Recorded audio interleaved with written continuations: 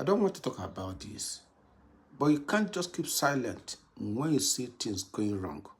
You need to say something. Until it is understood that Ohanaeze Ndigbo is a political voice of selfish Igbo politicians in government, our people will keep seeing them as a true collective voice of Ndigbo. They are not. It is also unfortunate that our people in diasporas, especially in the United Kingdom, Ohanaeze Ndigbo is seen as an organization to promote Igbo culture and tradition.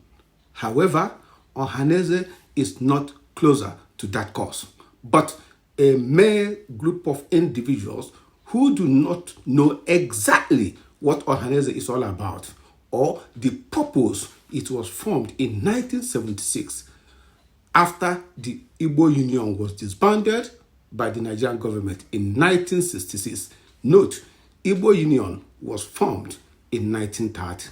We need to understand this before seeing this present Ohanaeze Ndigbo as a true representative of collective voice of Ndigbo. They are not. We should also be aware that Ohanaeze Ndigbo as a parent body with its partners in diasporas are absolutely in conflict. They do not understand themselves but pursuing different set of goals for their selfish aims. It is quite unfortunate.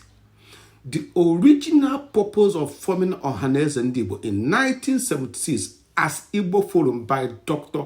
Francis Akanuebiam and the other patriotic Igbo men before it was renamed Ohanaeze Ndigbo in 1979, headed by late Professor Ben Nwabueze, was to have a strong collective voice for Ndigbo in Nigeria after the disbursement of Igbo Union by the Nigerian government in 1966.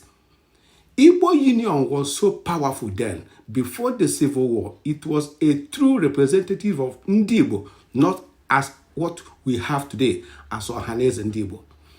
Originally, though Ohanaeze is not a political party, but the main aim of forming Ohanaeze Ndigbo is to foster peace among us to effectively represent the political interest of Ndigbo in Nigeria.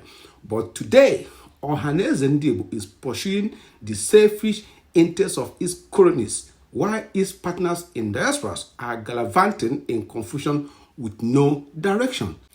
Ohanaeze Ndigbo never achieved anything meaningful for Ndigbo, nor its partners in diasporas ever done anything meaningful in culture and tradition.